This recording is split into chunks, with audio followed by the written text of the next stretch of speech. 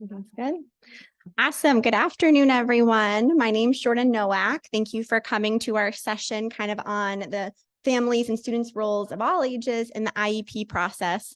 I'll give a little bit more of an intro to myself in just a few minutes, but wanted to note we'll do some questions at the end. So please hang on to those as we're going through our topics today. We're really excited for you all as an audience to talk about the IEP form, and this year Massachusetts has introduced a new form, and it's exciting for us to speak with people who might only ever interact with this new form as your child gets a little bit older and into that part of their education. So really excited to talk about the form. Our team is from Perkins here, and we've been working with this form since September when everyone came back to school in the fall. So we're slowly getting more confident and comfortable with some of the new questions, new prompts, and new layouts. So excited to share more with you all. And I've got two great coordinators with me here today, so we can introduce ourselves a little bit. Oh, I'm the one forgetting. I control the slides. I'm not waiting for someone else to do it. Ooh.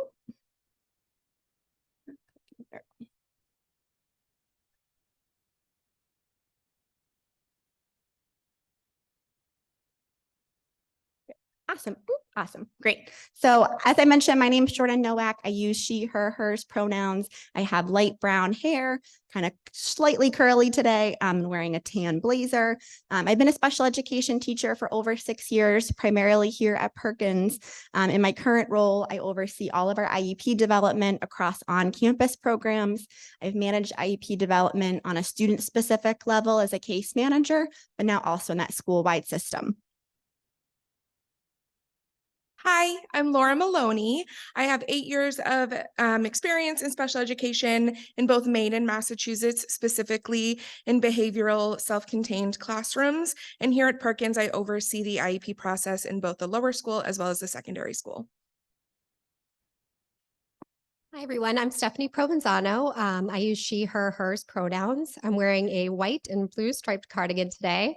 I've been a special education teacher for about 10 years in both public and private schools, and the majority of those years were spent right here in the Howell building in the secondary program, right down the hall, which is fantastic. I'm so excited to be back here to talk to you about a new document as of 2023 that is just so key to student success.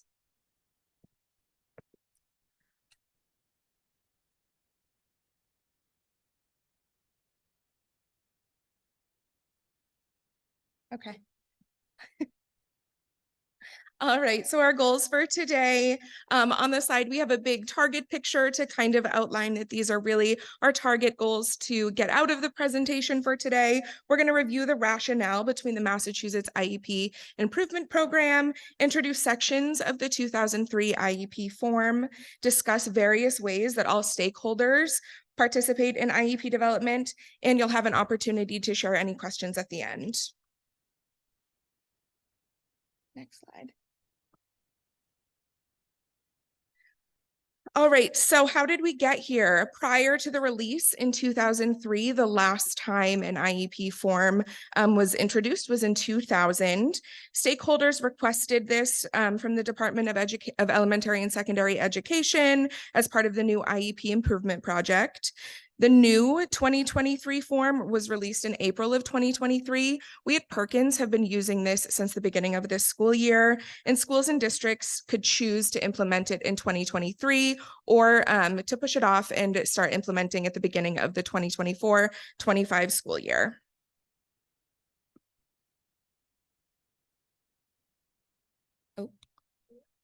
It's working now. I got it. So just a quote from the DESE website on the new IEP Improvement Program. It's to improve outcomes for all students with disabilities by providing guidance, technical assistance, and tools on equitable processes to school and district professionals, families, and students so that all students with disabilities have meaningful access to the curriculum frameworks and life of the school. The goals of the new form: student voice is up front. This used to be at the end of some of the IEP forms. Now, student voice and vision is the first thing that you discuss at the meeting, and it really drives the rest of the meeting. It ensures that all disability-related needs are being addressed. Later on in the presentation, Jordan will speak on some of the special factor questions that are embedded within the document. provides clearer idea of the student's graduation pathway, incorporates post-secondary transition planning throughout the document, has a clearer progression of information and connections between sections, and it has increased readability for all stakeholders. This just means that there's a little less of that numerical data and more of the sentence paragraph format, really getting into the nitty-gritty for transparency and descriptions for easier readability.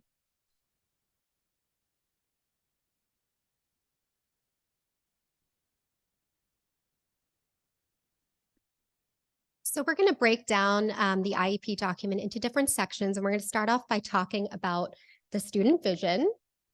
Hopefully I can work this clicker. Let's see.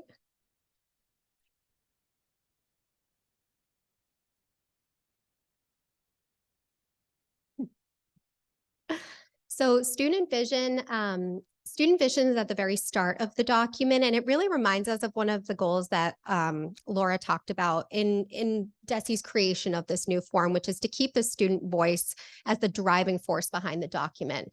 So having this right at the top of the document really sets the tone for the meeting. It reminds us who the document and the discussion is for. And the prompts are differentiated by age. So we've got one set of prompts for ages 3 through 13 and another set of prompts for ages 14 through 22.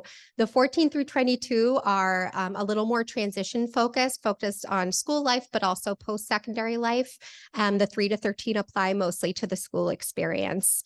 And the fact that there are these two different sets of prompts really presumes participation and invites student participation in both the meeting and the document. It's a nice reminder that we're really supposed to be taking into consideration the interests, the dreams, the hopes of the student in planning all sections of the document. It really is crucial for the student to be involved in this portion of the document, as crucial as it is for students to be involved in all portions of the document. But how a student participates in completing this section will differ by student, and we'll talk a little bit about that when we look at the specific examples. So on the slide now are examples of how the prompts are differentiated by age. For ages 3 to 13, we have 2 prompts. They include by this year, I want to learn, and also by the time I finish circle 1, elementary or middle school, I want to learn. And then for 13 plus, we have more of those post-secondary focused prompts. We have while I'm in high school, so that directly relates to the school experience. And then after I finish high school, my education or training plans, my employment plans, and my independent living plans are. So these are the prompts that the state gives us to answer for the vision section. I did want to mention that for many of our students, this isn't the most relatable language. So when we're working on soliciting visions from students, and we're working with collaborating on students so that they're able to express their vision in whatever mode of communication they use, we do frequently adapt these prompts. And you're going to see some examples of that in the following screens. So this is an example of a prompt from someone who communicates, an elementary student who communicates through verbal language. Her name is Molly. We see that the prompt given by the state is this year, I want to learn, and Molly responded. We have a description of how Molly responded, as well as who helped her kind of work on this vision. So our slide reads, when asked in a structured setting by her speech language pathologist, Molly verbally provided the following answer. And then because Molly spoke her response, we've got a quotation that reads, read stories about animals, and I want to go to the zoo. In our next slide, we'll also see Molly responding to the prompt of, by the time I finish elementary school. And for Molly, she simply wants to read stories about animals and wants to go to the zoo. So a very age-appropriate response for an elementary student for things that might interest them or goals that they might have for their experience in the coming year.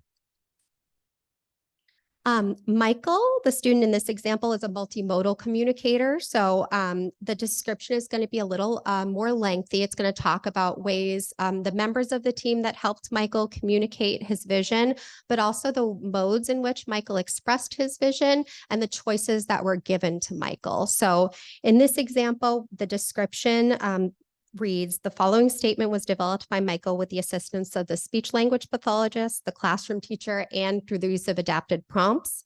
And to answer vision-related prompts, Michael made choices from a field of 3 whole object symbols. So we know who's working on the student vision with Michael, and we also know that Michael communicated his vision through tactile symbol use with several options that were given to him by his team members. So Michael's response to his prompts, his prompt was, my favorite class is, and Michael responded, music, out of the choices of music, speech, or gym. And in response to the prompt, this year, I want to learn, Michael's choices were how to make a snack, how to untie my shoes, and how to start a YouTube song for myself. Michael chose that he would like to work on starting a YouTube song independently. For Michael's response to the form given prompt of by the time I finish elementary school, that prompt did take a little bit of adapting for Michael. Here at Perkins, we have students, depending on what program you're in, we might have students that are in, one school setting for the majority of their school career. So we have students that start early with us in some of the programs that might switch classrooms, but not necessarily school buildings. So for Michael, understanding that his classroom move was going to happen and what his goals were for his classroom move is a more relatable prompt than giving him the prompt of, by the time you finish elementary school, what is this going to be?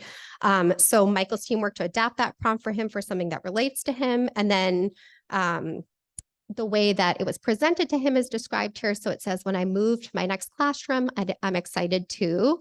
The options were meet new friends, spend time in the pool, and help others learn. And so we have people that are familiar with Michael, who've observed Michael, who've worked with Michael, who understand based on observation things that might be important to Michael. And then Michael selecting and letting us know what's the most important thing for him or the thing that he wants to communicate to his team. He also said when he wants to start work activities class, which is a class here we have at Perkins, a pre-vocational class, he would like to deliver items to friends and teachers. So again, just giving the examples of the adaptive prompts that were used to work on this with Michael, and then making it clear what choices were given to Michael and what his response was. The student vision should really come directly from the student, no matter what mode of communication they use. There's always ways to include a voice that's directly coming from the student. Directly following the student vision section of the IEP is the opportunity for the team to respond to the student's vision. This is a new section of the form for 2023. We didn't have this on the 2000 form. It's very exciting because I think it's a nice opportunity for the team, including parents, every member of the IEP team, to talk about ways in which they'll support the student's vision. So it's not a place to present an additional vision or talk about other ideas that, a parent or a school team member might have for the student. It's really about responding in support of a student's goals, and then maybe breaking it down a little bit into skills that we as parents or school team are able to work on to support and achieve that vision. It's like a yes and approach to the student vision.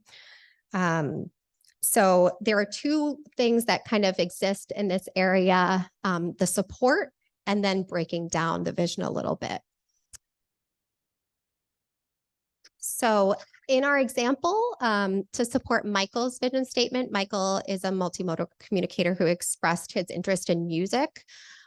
We have the prompt given by the form, which is in response to the student's vision this year. So we're thinking a little bit shorter term. We're thinking about the upcoming IEP cycle. What will we as the school team and the parents do to support Michael in achieving work on this interest of music? So on our slide, it reads, in order to support Michael's interest in music, the team will ensure that music is included in Michael's weekly class schedule. The team will also aid Michael in exploring leisure and extracurricular opportunities related to music. Monday dance parties with Sarah and Music Makers Club. Those are extracurricular opportunities that happen here on the Perkins campus. And Michael's parents plan on taking him to music and movement classes at the library on Sundays this winter.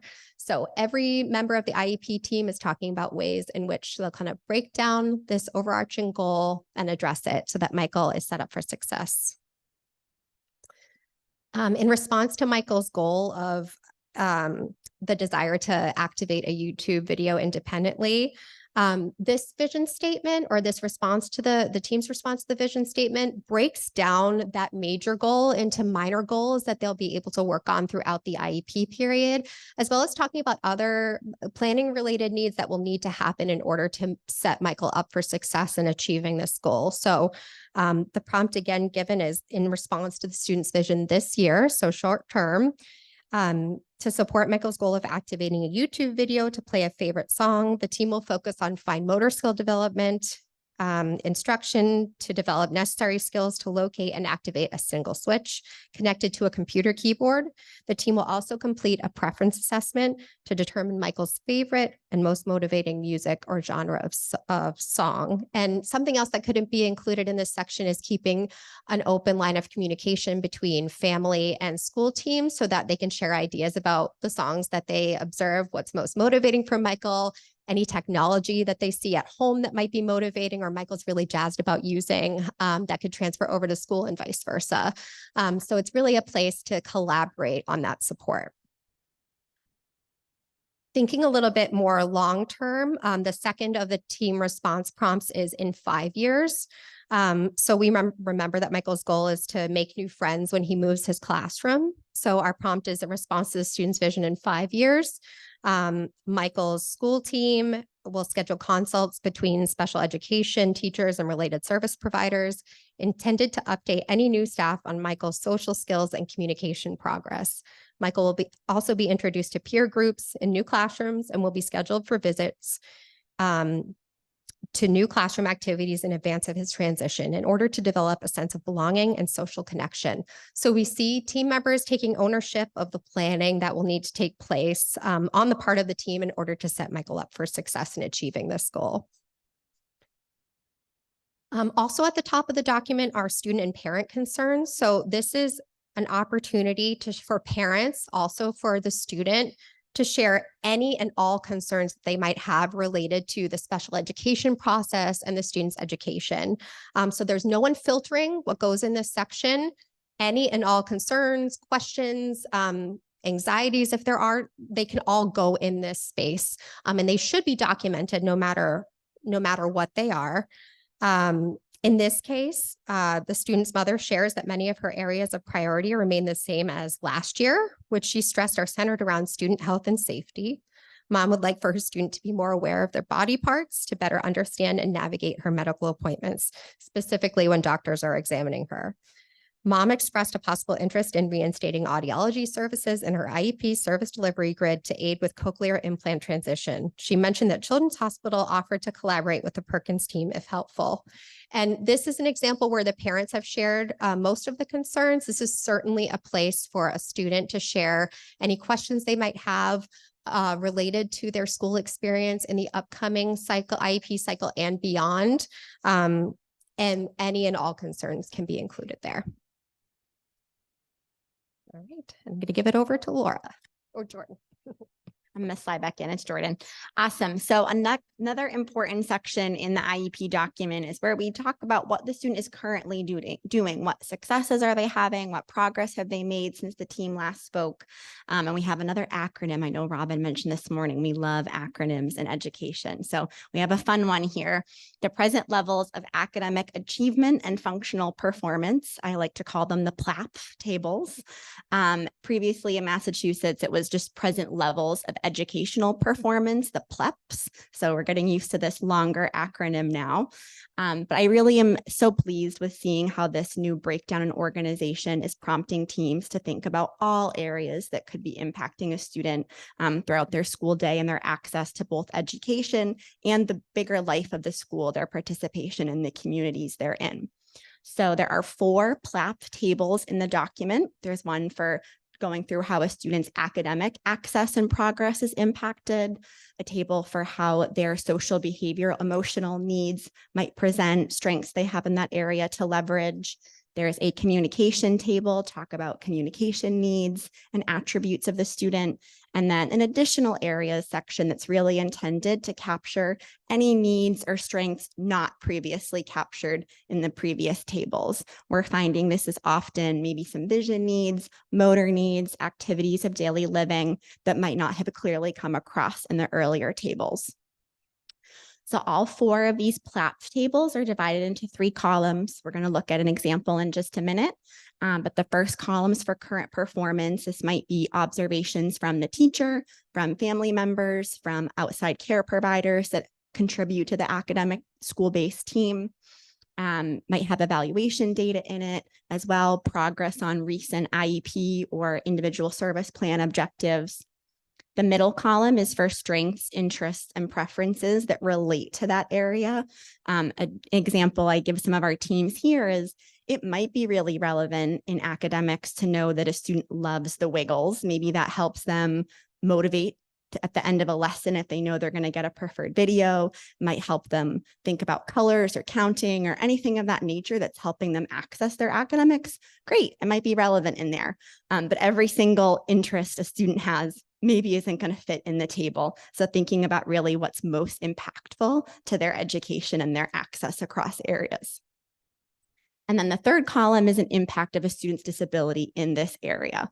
What are some challenges or gaps that we need to help fill for that student? And that last section should really tie closely to what you see further on in the document in terms of goals and objectives. And we'll see an example of that connection a little later on. Great. So here's an example of the headings in the academic PLAPS table, and the headings are fairly similar across the 4 areas. So the first column, we see that briefly describe current academic performance and check all that apply. So here really prompting a team to think about maybe how global across core academics are the students' needs. Perhaps they're really primarily dealing with reading challenges, and that could be affecting access to social studies, to science as well.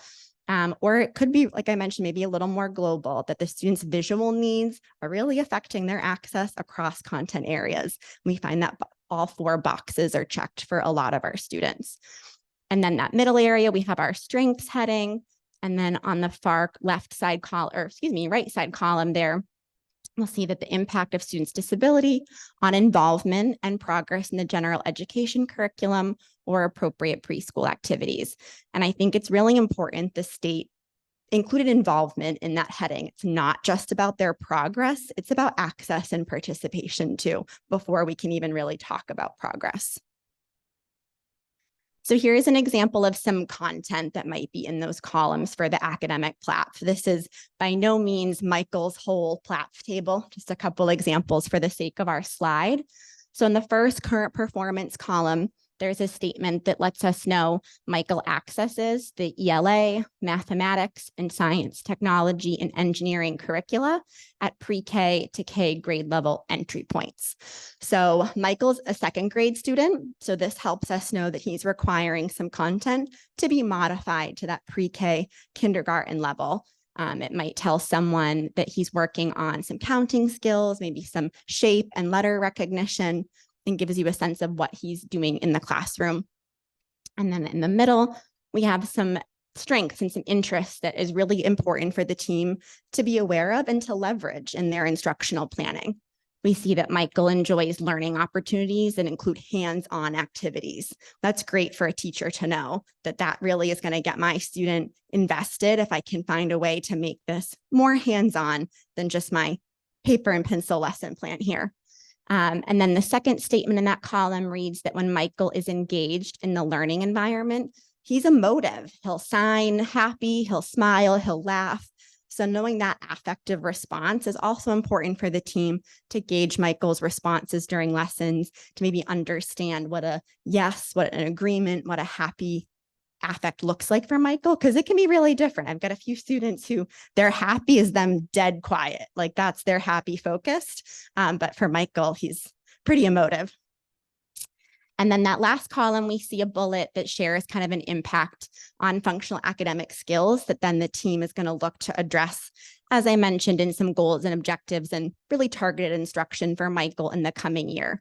Some areas are one-to-one correspondence, kind of a good precursor to number sense and counting skills, shape identification, and letter sound identification. And then I really want to pause here too to say that these tables are a whole team approach. I think with some of the headings, it maybe can be easy to make an assumption that, oh, the classroom teacher will fill in the academic table. The speech pathologist will fill in the communication table. That's really not the intention. We really want it to be an interdisciplinary cross-team approach. No one owns a specific table. The occupational therapist might have information on fine motor skills that are affecting a student's access to manipulatives during math classes or to exploring tangible symbols to learn new vocabulary. That's important to have in that academic table. Another example that's recently come up is your orientation and mobility specialist might be having observations about a student's hesitancy to use their cane outside of the school building. And then it's important in that kind of behavioral, social, emotional table for the team to talk about. Are we aware of some things that might be contributing to that? How do we need to maybe foster some confidence, self-advocacy, or processing emotions about their disability or signifiers that maybe they're not comfortable with? And then some students self-report information. We want their voice here too, if they're able to give us some information about what I'm working on in class, what's hard for me, what I'm really enjoying. That's wonderful. Other times that input could be more observational, the team making thoughtful reflections on what they see the student doing in real time. An example we have here from a student who was in my first classroom. He holds a very special place in my heart. As evidenced by smiling and clapping when greeted by a peer, Kyle appears to enjoy social exchanges with his classmates. So Kyle didn't directly share that in his own voice, but from some thoughtful observation, we're really able to think about, okay, how is he showing me some of his social engagement, some of his social skills, and where can we build on that for him to participate even more actively, even more intentionally, so his peers and less familiar staff can recognize that effort he's making to initiate and to engage. And then lastly, but certainly not least, here our point that family members often have insights that the school-based team just doesn't have access to. The example on the slide is that maybe a family notices that motor planning during dressing tasks, getting ready for the school day, are a real challenge. And the school team should know about that because that's affecting their access to the school day. And it's probably affecting their independence during the day when they need to use the restroom, put their coat on to go to recess, you name it. That's important for the team to talk through too and potentially come up with a plan to address the skill gaps or needs that the family is observing in other settings. And I think I'm going to turn it over.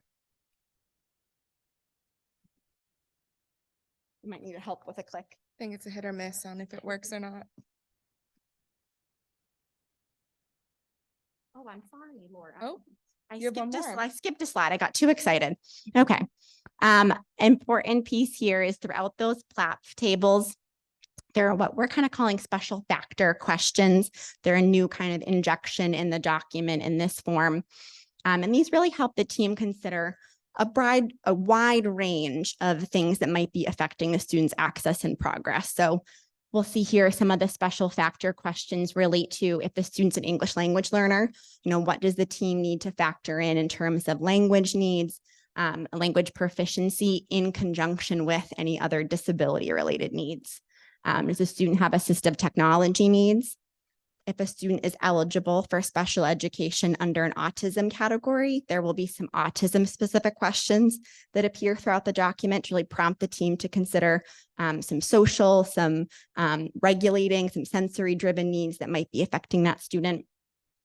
It's a Massachusetts law for families and teams to consider bullying if a student is vulnerable to being bullied or potentially bullying others. There are questions about augmentative and alternative communication use for a student, as well as sensory needs in terms of a sensory impairment. So specific questions for students who are deaf or hard of hearing, for students who are blind or visually impaired, and they including cortical vision impairment, which is a nice addition to be seeing on forms that really being called out. And so these questions are primarily checkboxes on the Massachusetts form, but the checkbox will tell you where you should find more information about this. So if the Braille box is checked for a student, it might also have boxes checking, this is addressed in the accommodations, this is addressed in the goal area, This is addressed on the service delivery grid and really guides you kind of as a reader of where I should look in this long document for more information about that need. And we're finding it really helps us not miss any nuance for a student and capture some of those extra things that I would say are easy to overlook, but can just get lost in a really long document. So it really guides kind of a little table of contents. Where am I going to find more information about these orientation mobility needs? Where am I going to find more information about this social need my student has? And now I think I'm turning it over. Now we can jump into some of the accommodations and modifications. While these kind of play hand in hand in a student's everyday, one big difference between the two of them, accommodations change the way that a student interacts with the material in the environment, whereas a modification impacts the criteria of that material and environment. So we can keep those in mind when we're thinking about how these are sorted into the new tables. So now accommodations are in 4 categories: presentation, so things like font size; response, so if a student responds using a Braille note taker; timing and scheduling. An accommodation in this area would be if a student requires more transition time between classes; and then setting an environment, like a student who needs dimmed lights or a dimmer environment. Modifications is organized into 3 categories.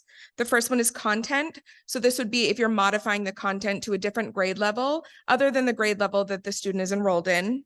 Instruction, if the student requires small group or individualized instruction. And student output, these are things like progress and goal achievement is based on student observation or data collection. So for accommodations and modifications, they're further organized. Both of them are organized into classrooms, non-academic, extracurricular, and community workplace. So it kind of looks like a table. We'll see it on another slide. Accommodations and modifications that happen in the classroom are things that occur anywhere that instruction is happening. The non-academic environment is lunch, recess, arrival, dismissal, those more unstructured times. Extracurricular activities, any clubs or after-school sports, school dances, and then community and workplace are things like vocational experiences as well as field trips. On the next slide, the tables don't represent all of the accommodations and modifications that a student can have in their IEP. Just for the sake of our slides, we added a couple in here. So the first table that we look at, it's split into 5 columns and 2 rows. The first column reads classroom accommodations. So again, these are accommodations that would happen anywhere that instruction is happening. In presentation, these are things like 3D objects or presenting materials within 12 to 18 inches. Response accommodations, the student uses a output AAC support or allowing time between reaction and response. Timing and scheduling, frequent structured breaks, and a daily visual schedule. And setting an environment is preferred adaptive seating or seating away from movement like the hallways. The second one we look at is the non-academic settings. Again, these are the more unstructured settings: lunch, recess, dismissal, arrival. So the first column reads non-academic settings. The second column is presentation. So these are things like offering hand-over-hand support, and again, presenting materials within 12 to 18 inches. We'll see that a lot of these repeat themselves throughout the settings because our students require these throughout all of the settings. So it might seem repetitive, but that's kind of the point. It's to get the whole vision of what the student needs throughout their entire school day. Response, they still need voice AAC support, allowing time between reaction and response. Timing and scheduling, allowing for time between bites. This is really specific to a lunchtime if a student has an eating protocol and they get extra time in between bites, or arriving at a busy places early and allowing sound to build while they're there. This is really great for things like arrival and dismissal. If your student best adapts to environments when they get there early and then they allow the sound to build around them. Setting an environment, preferred and adaptive seating, and adapted utensils for specific lunch times. The next 2 slides are a little repetitive, so we're not going to go super in depth, but they outline extracurricular activities as well as community, workplace, and experience. All of these slides will be available on the conference website for you to access if you'd like to dive into these a little more. Now looking at modifications, you'll see the tables are very similar. They're just split up into 4 columns and 2 rows. So the first column on this slide is the classroom accommodations, anywhere that instruction is happening. This content is our second column, and it reads that content must be modified from a 2nd grade level standards for level of complexity to pre-K to kindergarten grade level entry points across all curriculum areas. So this is a student who's currently enrolled in 2nd grade, but a modification that they have is all of their curriculum is modified to a pre-K to K access level. Instruction, teaching strategies for students who have cortical visual impairment. And student output, assessment of student knowledge and skills is based on identified curriculum and content modifications. In another table, the non-academic settings, lunch, recess, the content and directions presented using vocabulary and media at the comprehension level. Again, pre-K to K grade level, real objects or photographs. Instruction, individualized and small group instruction outside of the general education setting, and student output, demonstration of knowledge through task completion. And again, we have tables for extracurricular activities and community and workplace. If you'd like to look at those a little more, they'll be in the same place as the accommodations on the conference website. Clicker stopped working again.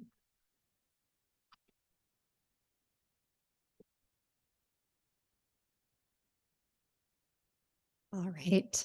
So what we're going to do is we're just going to go back to think about some of the goals of the 2023 form in really making it clear how the sections of the document tie together, and also making sure that all of the areas impacted by the student disability are addressed by the document and the conversation at the IEP table.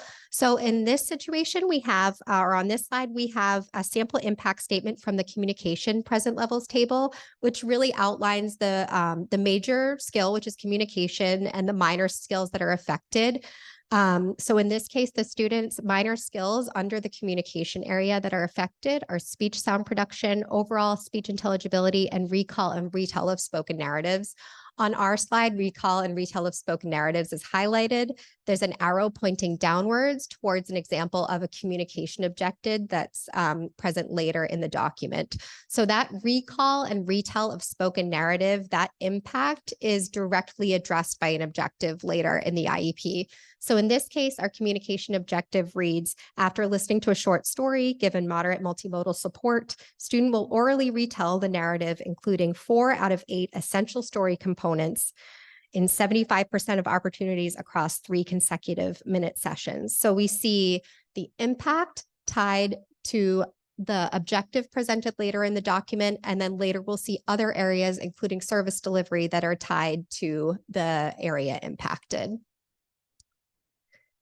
This is an example of a modification that's present in the modification tables that Laura just described. So on our slide, we have a modifications table. It's divided into 3 different types of modifications that are used within a classroom environment. One of those is content. The second is instruction. The third is student output. And under the instruction column, one of the modifications that the student requires is specially designed instruction in physical education. On our slide, we have an arrow pointing downwards to the next slide. It reads informs on top. And then if we go to the next slide, we see how this modification ties directly to a service that's being presented in the service delivery grid, or a service that the student might need in the coming IEP cycle to overcome the impacts of their disability that were presented earlier in the document in the present levels table. So in this case, we have a chart with 3 columns. The first is type of service. The second is provided by, the third is frequency and duration. The student, in order to access the needs outlined in the modification, will need adapted physical education as a service that he receives. It needs to be provided by an adapted physical education teacher. And he's going to receive this service in 2 30-minute sessions per 5-day cycle or per his school week.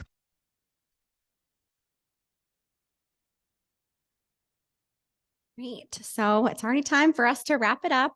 So really some key takeaways for us are thinking about just how this form was designed from the get-go to really think about a whole team approach and how all stakeholders can be involved throughout the document, having that student and parent voice right up front and driving the remaining decisions throughout the document. Those current performance, the needs the team identifies, those goals and objectives, and then the services are really all coming from that student vision, those parent concerns, and how we're building a student's progress towards those things in conjunction with their legally required access to instruction and the core curriculum.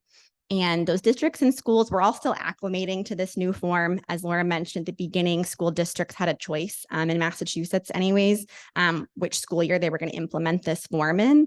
And we're finding it an exciting opportunity to learn together. No one is 100% expert in this form at the table. And it's been awesome to kind of brainstorm with the family, maybe before a meeting. How do you think we should modify these questions in the vision for your student? Can we come up with some choices to present them that would be meaningful? And just kicking off from the get with that collaborative approach has been really exciting for our teams and given us much more of a fluid interaction as we prepare for these really big, important meetings that drive a lot of what your student does throughout the school day, throughout the weeks and months. They're having the privilege, or the team is having the privilege rather to work with them. And then lastly, our ultimate goal that everyone is sharing is to have data-driven and student-led planning. Again, the document doesn't want to have a ton of jargon in it that's hard for people to understand, but there shouldn't be a goal or objective in that IEP that you can't tie back to a need the team talked about earlier in the document. So really having that flow that nothing kind of feels like gets thrown in at the bottom of the document, you should kind of be able to see the thread of, okay, my family or team talked about how they're making some progress with their letter identification, but blending sounds is a challenge. So I'm going to see a goal and objective about blending sounds, and then I'm going to see a service about who's working on that with my student. And that continuity is really important for student success. So we appreciate everyone's time. We have a little bit of time for questions, ideas, and are just grateful for all of your time this afternoon.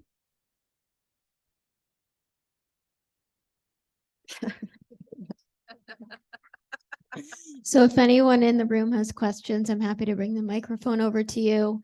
Anyone virtually on Zoom, if you want to drop questions in the chat, I will also read those out loud. Looks like we got one in-person question. I'm on my way.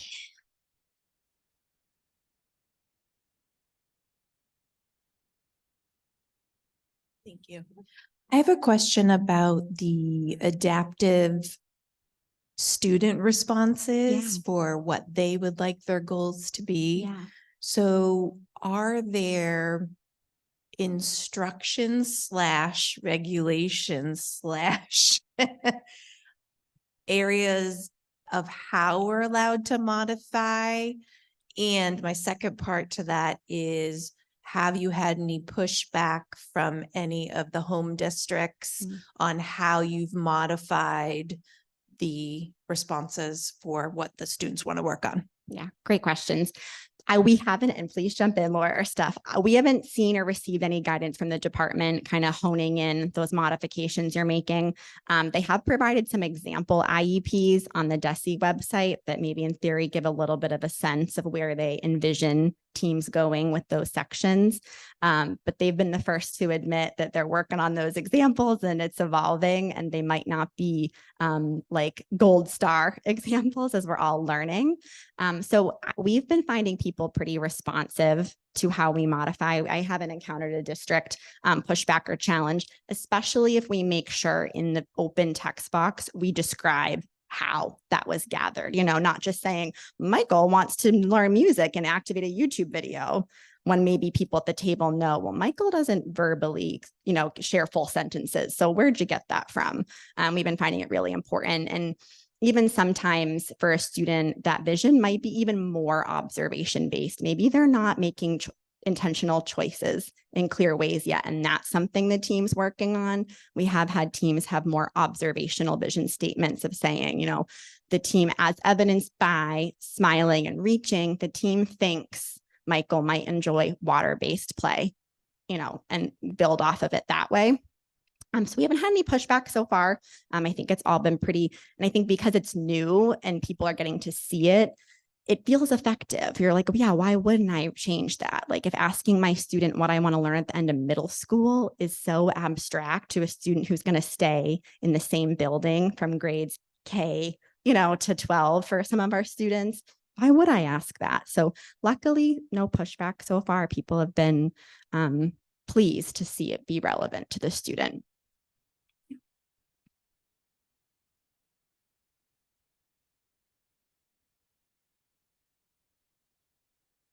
Sort of related to that, you mentioned in the concerns section that you can also incorporate student concerns. Yeah.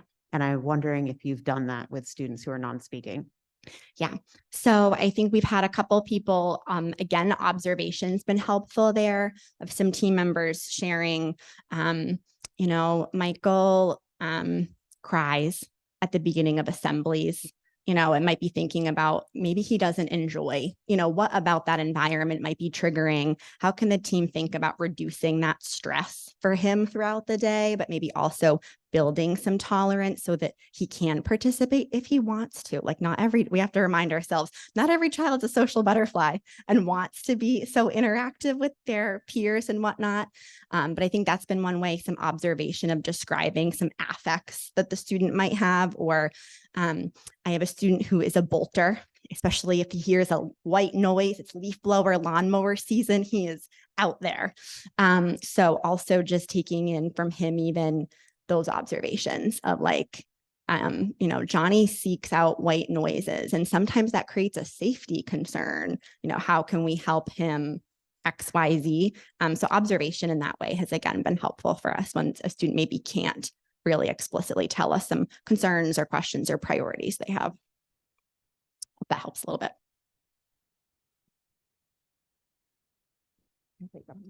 Answer a question. Do you find these IEPs last longer than the old kind?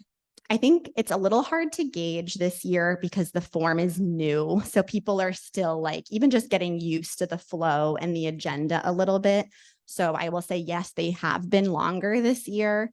We're curious to see how that maybe streamlines as people get a little more familiar. And because right now we're spending some time going over the changes with a family who's used to the previous format. Like, oh, now, because I will tell you that accommodation section with all those settings, it's so much longer than it used to be, that section. So it's been longer so far. And I do think naturally the prompts are inviting a little more discussion. So I think it might be appropriate that the meetings stay a little bit longer than they historically have been, especially in an evaluation year when a team is also going over evaluations. We've had teams proactively schedule 2 meetings and have an evaluation review meeting, let people digest all that information, and then come to the table to talk a little more about IEP development.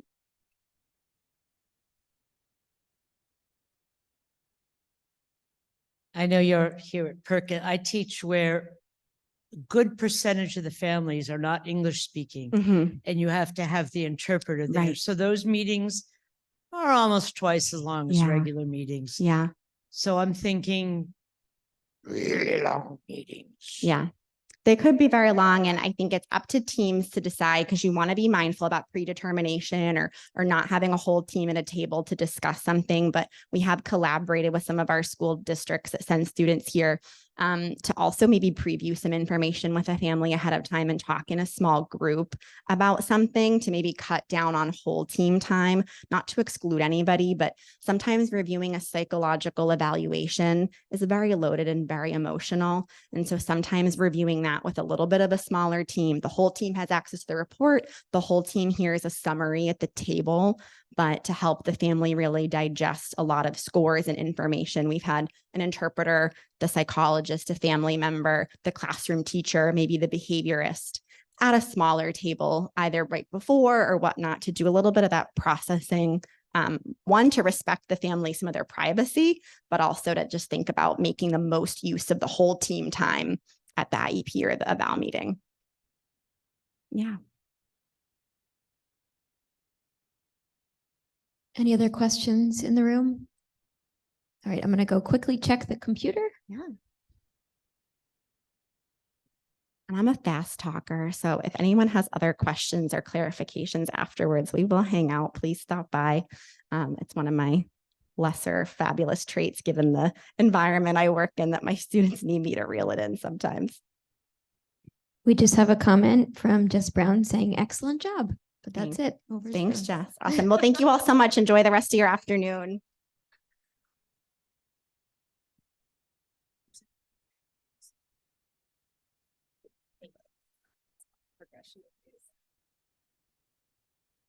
Got it.